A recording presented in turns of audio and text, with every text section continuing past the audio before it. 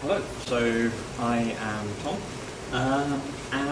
so during the daytime I work for Scott Logic, one of our local sponsors, and by night I fight crime, save the world, and throw birds at green pigs. I play a lot of games, as you can possibly see there, and I've had an interest in them for a long time. One of the things that I like doing as well is breaking down the games into their core mechanics and looking at how they work and how they make us want to play them. These are ideas that can not only be applied to video games, but can also be applied to a wide range of things, and that is gamification. So, first of all, I'd like to play a game. Tonight, I have hidden the word first in this talk somewhere. Now it might be in something I say, it might be in the slides. The first person to find these, this slide doesn't count by the way, that would be a little bit too easy. The first person to find these wins some fabulous prizes. So I've got Quality Street and also a copy of my ebook that I've written, seeing as it's full of a lot of information that I couldn't cram into 30 minutes in this talk. For everybody else, this is also available online on Gitbooks. I will post up a link at the end for anybody who wants to find that. Okay, so, first of all, what is...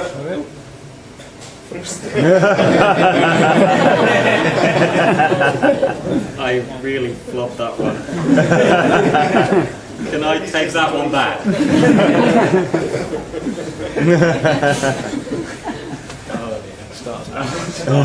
Starting off then, what is gamification? So, gamification is about the typical elements of games, particularly video games, and using them to encourage engagement and motivate people towards a certain idea, usually a product or service. So, how do we motivate people? There are two types of motivation. First of all, we have... Please, I'm going to try and stop myself doing that. So, we have internal motivation, which is motivation that comes from inside. So this is about things that you're interested in and things that you want to do, where you want to be involved in them. This is very powerful. However, it is quite easily broken down by boredom or frustration. Alternatively, we have external motivation. So this is motivation that comes from outside. People telling you to do things, or you seeing cues around you which push you towards a certain direction. So this is a very sturdy type of motivation, but it can also be quite demoralizing if it goes wrong. So if every time you picked up a task at work, somebody told you, get this finished by the end of the day or you'll get fired. Even if you were easily going to finish that by the end of today, being told that repeatedly is going to be quite demoralizing. The most important thing is that you need both types of these motivations. You want people to want to do whatever you're pushing them towards, at the same time as also you pushing them in the right direction and focusing them towards it. So how do games use this? You have many types of ways that games do this. So points and leaderboards, for example, where somebody wants to be the best or beat either the best score or their own personal score that they have.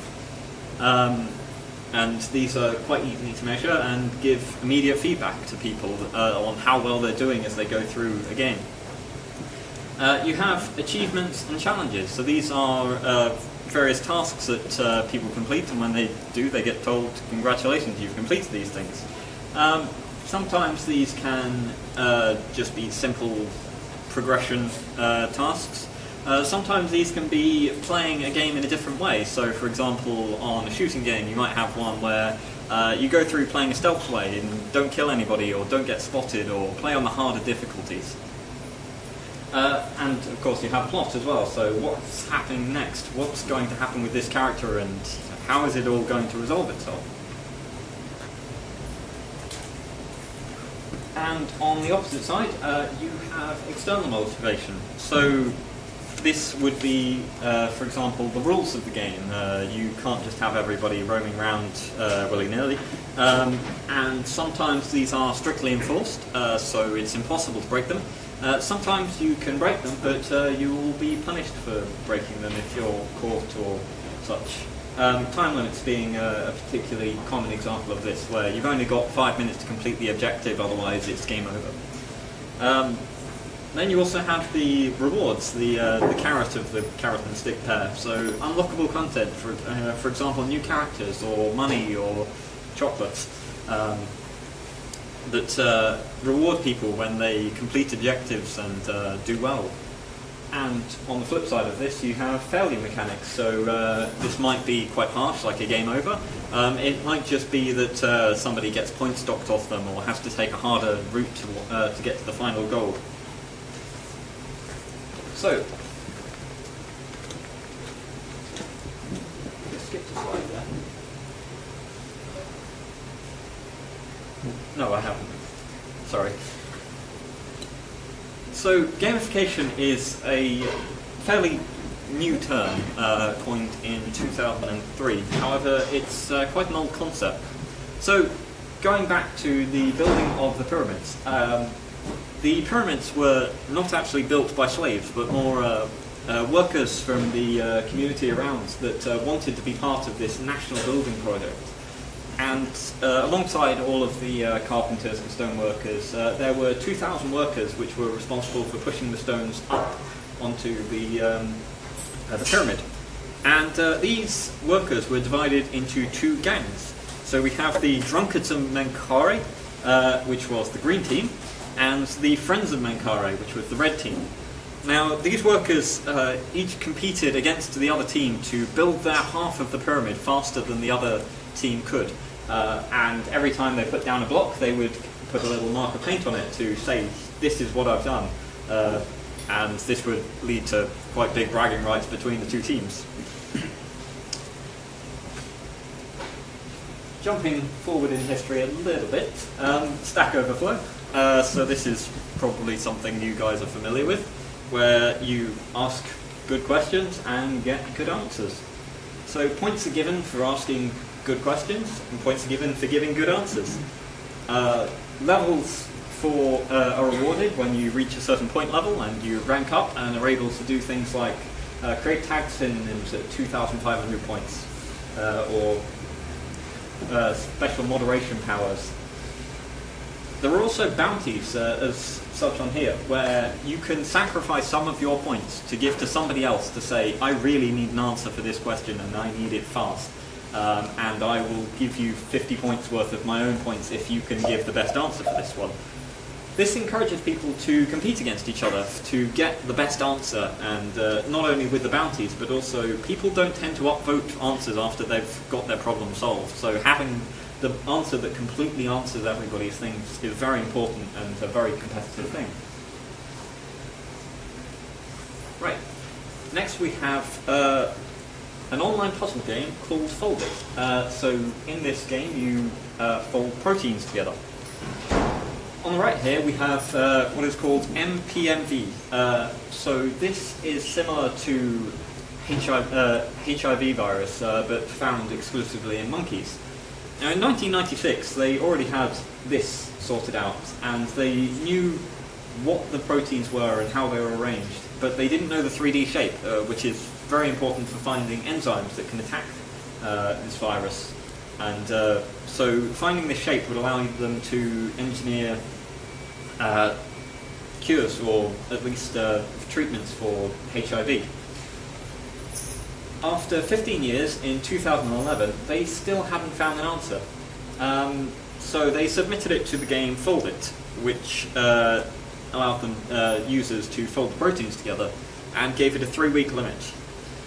Fold It doesn't require any kind of medical expertise. It cleverly disguises a lot of what would be quite core knowledge in simple mechanics, such as being able to vibrate the protein and see which areas are more stable by which areas shake more or less. So the areas that shake more require more work, while the areas that are stable are getting close to a solution. 46,000 players played this, and in 10 days found the 3D structure pictured on the left. So this crowd collaboration was required to do this in order to find the full structure and improve their own findings. They had to share what they already had and follow leads that people had given and come towards a solution together. This collaboration led to something quite amazing. Exergaming. So this is gaming for exercise, which has become quite prominent recently, especially with games such as Your Shape, Wii Fit, Just Dance, and it's proven a very good way to keep people motivated towards their own fitness when they might otherwise not be. So, especially with the upcoming wearables as well, so there's been recent announcements about various smartwatches which have little sensors in that monitor heart rate, monitor sugar levels and diagnose, well not diagnose, but flag up warnings about possible diabetic attacks.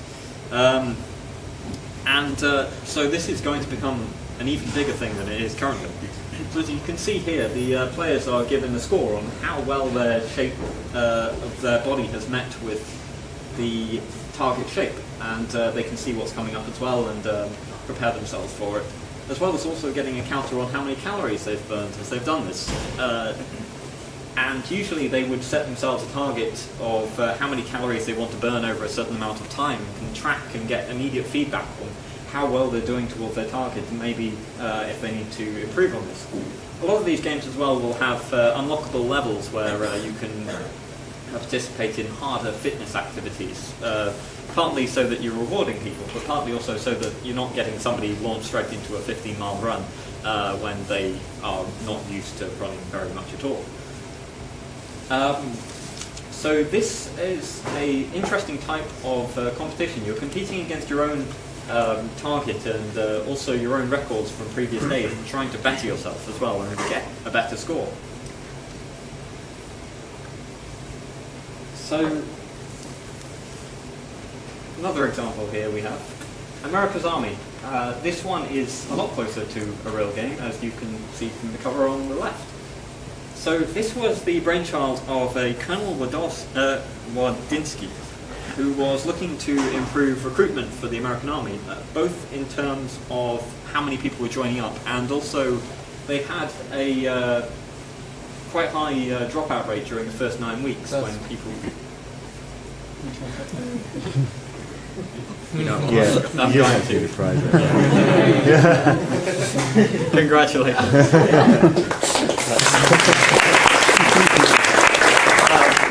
Verbal problem there, that wasn't the point to put in, but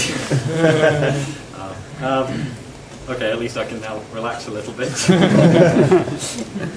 Okay, so dropouts during the first 9 weeks, where people would find that they were really not enjoying the training regimes they were being put through. Not only just waking up early in the morning, but having early 5-mile runs and being shouted at constantly by drill sergeants. So the game incorporated a few of these ideas in a slightly more appealing way.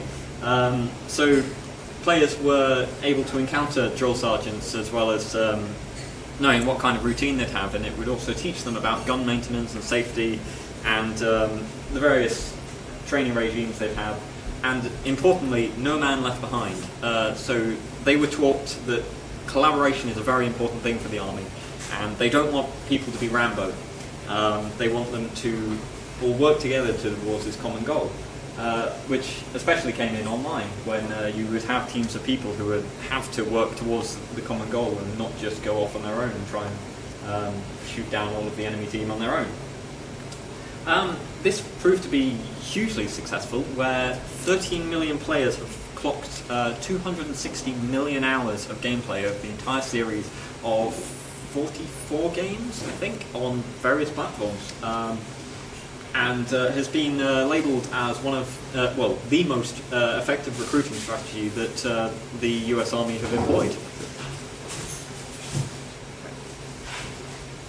Okay, one final example here for how gamification really works. And this is the continuous integration game. So how many people here use Jenkins or have used Jenkins?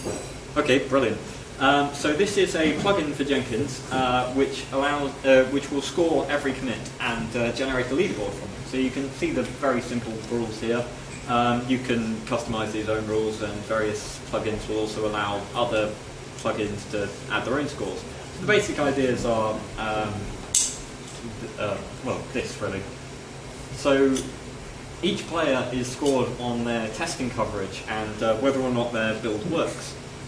And it becomes immediately apparent who in the team is not quite using enough testing. And if you're at the bottom of the leaderboard, it's a pretty big sign that you need to start looking at how you're doing things and change your own process in order to improve your score and the tests and the build. So this gives a big competition amongst the developers to not be the worst person on the team. Not so much being the top of the leaderboard, although that's certainly going to be a good thing, but you don't want to be that person who's flagged up. So, gamification sounds pretty good. It's had a lot of success. That's not always the case. So, on the right here, we have Google News badges. So these were implemented in 2011. Every time you read an article, or quite a lot when you read an article, you'd get a badge, which would say something like, you've read an article on finance, or Rand Paul, or Microsoft. You know, important things. Google had over 500 badges available. We're not quite sure how many there were, because Google didn't tell us. They didn't tell us what badges there were or how to get them.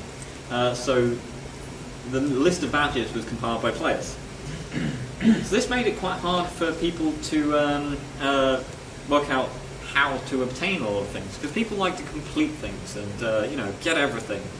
And Google made this very difficult for people. They're also completely meaningless. They appeared on your profile and you had a badge. You couldn't really use it for anything. So in late 2012, almost a year later, Google decided to remove these. So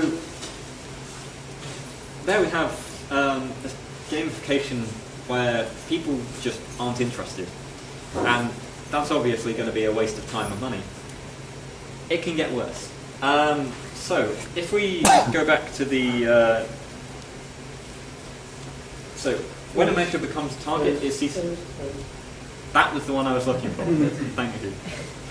Yes, first is down the left side of Campbell's law there. Sorry about that. Okay, so when a target becomes a measure, it ceases to become a good measure. When a measure becomes a target, rather. So, going back to the continuous integration game, we give you a point every time you commit a test, and the test passes. So you might start writing useless tests, and you know, write test that this gives me one more point on the leaderboard. We also didn't punish on that one if the number of tests, the test count goes down. So imagine if somebody was to, say, turn off the tests in one commit and turn them back on in the next one. Suddenly they've gone from 0 to 700 tests and they get 700 points each. A lot of people are going to feel quite discouraged about the fact that the leaderboard is no longer going to mean anything. So they're not just elevating their own tests but not really doing anything. They're destroying the meaning of the leaderboards and the gains that you get for it for the entire team by making it trivial and not important. Technical minds will decompose a system. That's what they're hired for. They will look at the basic elements of the system, find out how it works, and find how to use it in a way that benefits them the most. The way that benefits them the most may not be the way that you planned for them to benefit, so they might end up shortcutting all of these nice little goals that you've set for them. So the way that you would come around the continuous integration, for example, would be by having a culture around it, the testing, which would discourage things like this and placing importance on it, and also just looking on with shame as people try and cheat the system. And this might get caught out in code reviews, for example.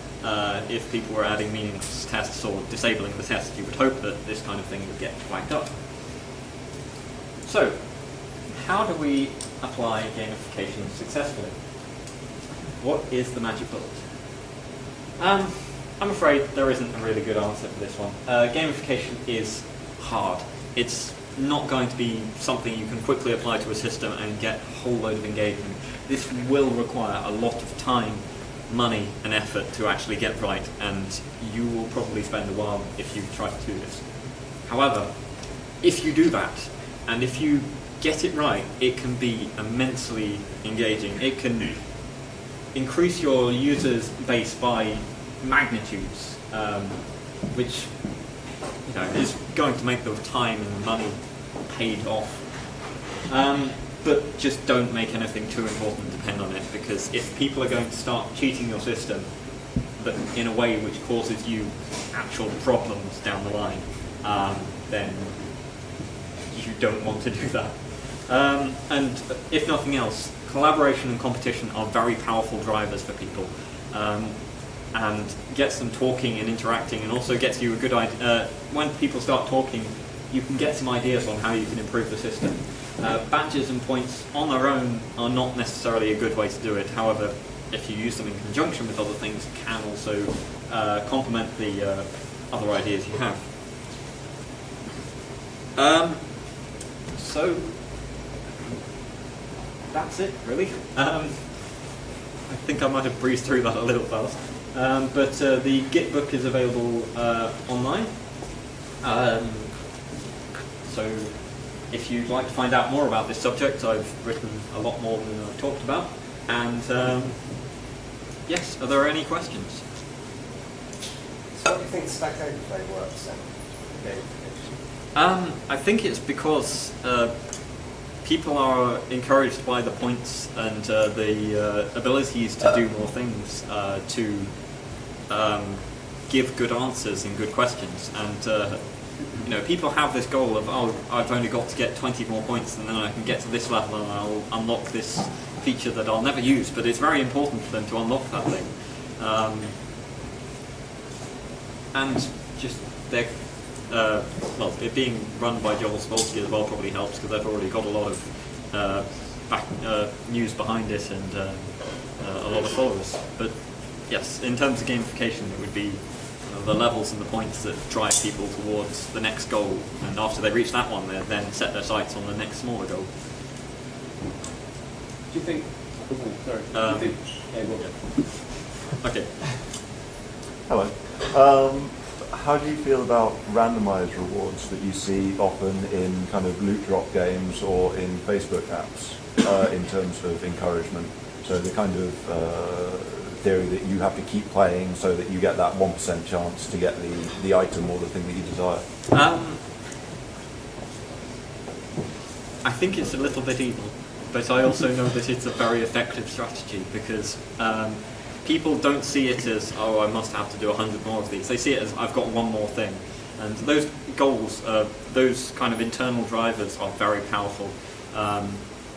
If it's too low a percentage, people will reach that point where they just say, I'm not reaching this, I've spent hours doing this thing and I haven't gotten anywhere, and will just quit. So it doesn't have that kind of external motivation behind it to get people getting it. But it is a very powerful and effective method, so long as you get the balance right. Yes? Are there any domains that you think shouldn't be gamified? Is it dangerous to gamify something? I don't know, arms, undertaking.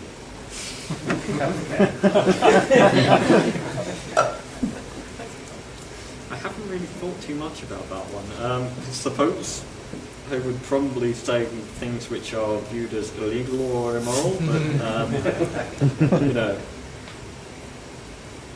yeah, I'm not really sure on that one.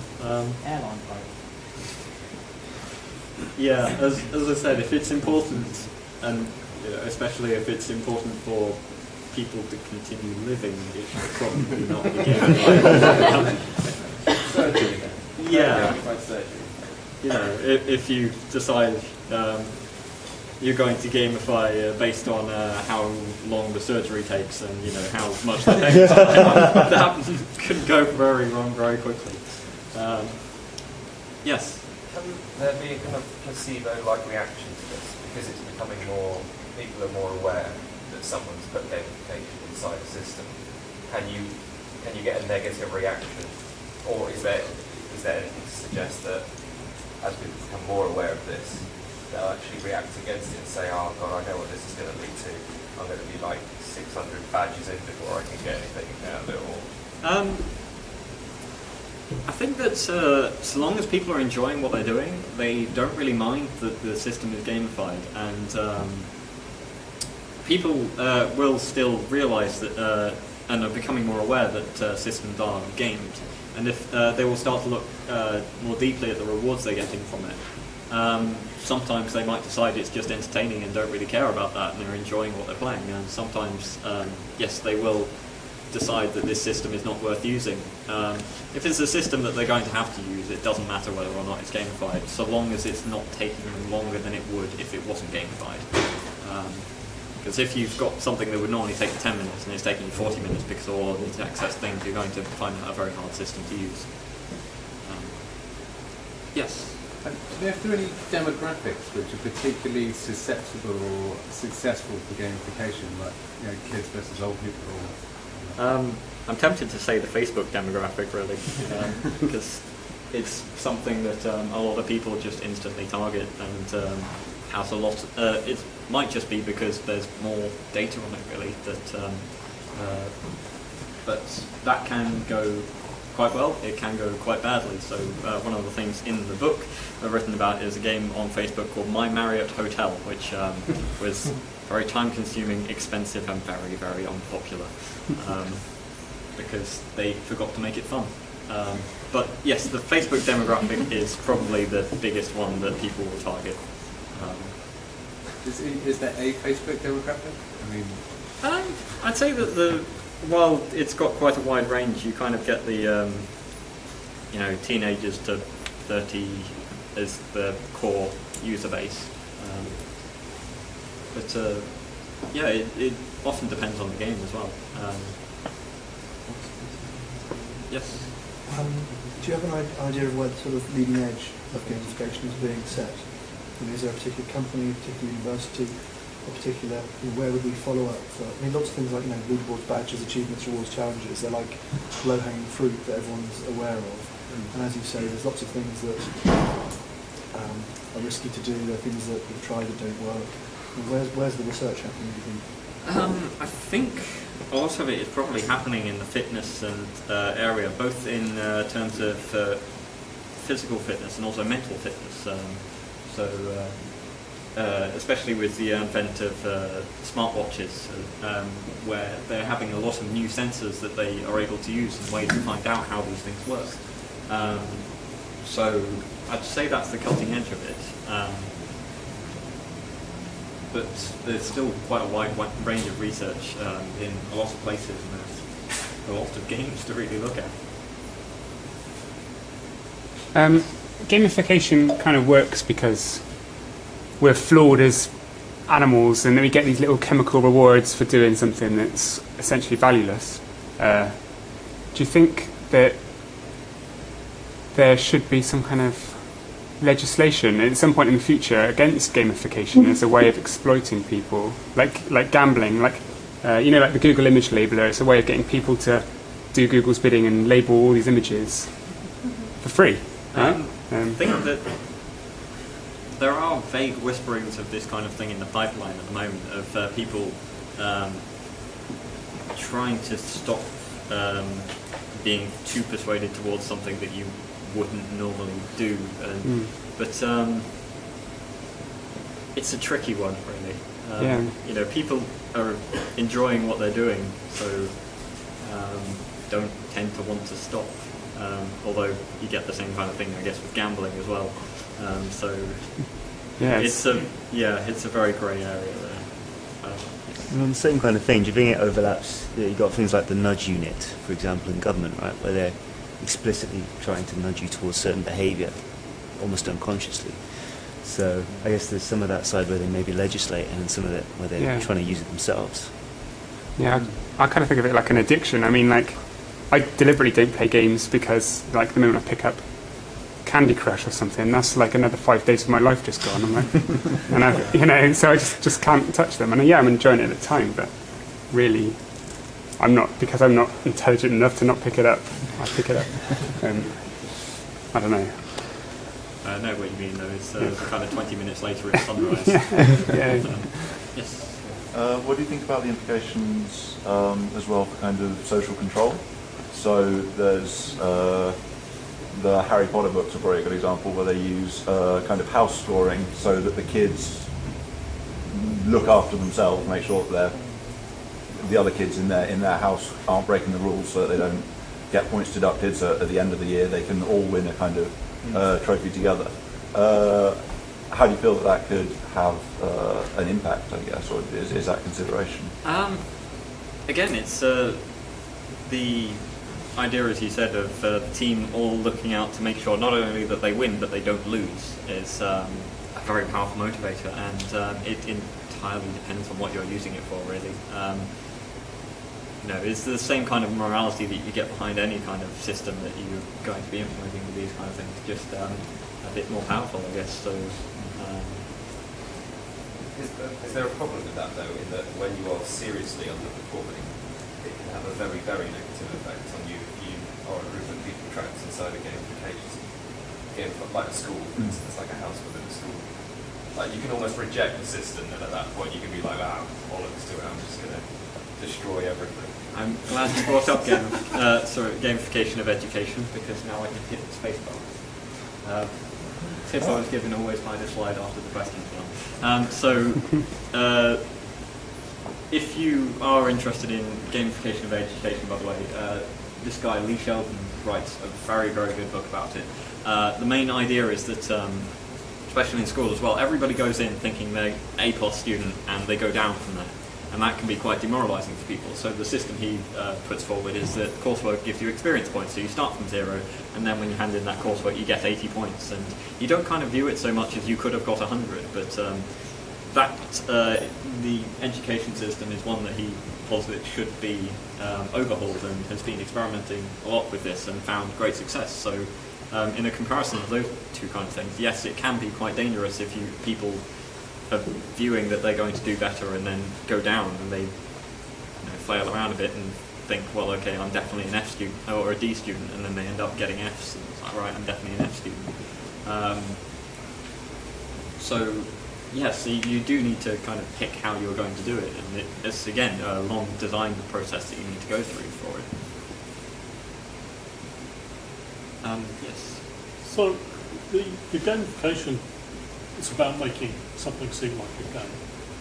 But when you then start to talk about the motivations of the people playing that game, it's kind of like reward punishment issues. How does any of the results or practices of gamification differ from kind of traditional reward punishment strategies, or the way your company pays you, or whatever? So the rewards and punishments you get on those ones, they are quite similar, really, to the normal kind of motivations that you'd have. They're just different ideas that you bring in. So again, the money thing, you could quite easily see that you could just reword everything so that, so if you manage to do good work, we'll reward you with this month's pay. Of course, that kind of implies that there's a punishment of you might not get paid this month if your work isn't up to scratch, which you would need to be careful with. But you can just rephrase the entire thing without having to change too much on that. So yes, gamification in that aspect is just applying different ideas to the same kind of problems that you can get. It's going to be faster feedback as well, and also cheaper than paying people more and more. Yes, so the feedback is especially important, and it's something that gets missed a lot in work and education. We completely forgot that part. When we say as well, there's external and internal motivations, right? And that would be an example of external.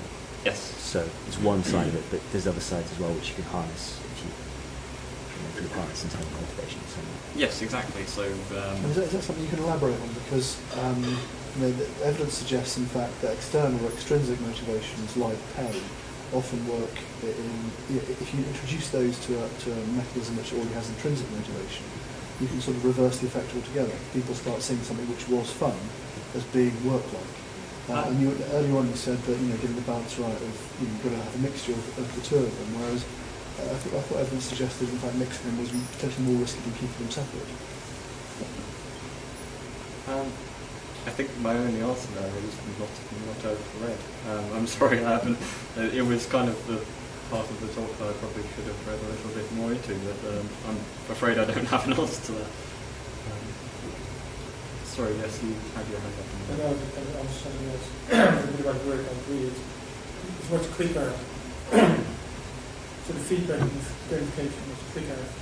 It's more, it doesn't have to be money. It can be about different things as well. So I think it's money, and it's also more, it can be more predictable. So if you do this, you get this. What's the word? Some people might get it, other people might not get it. It's really different. How am I doing on time, actually? Found it? Okay. All right. Thanks very much.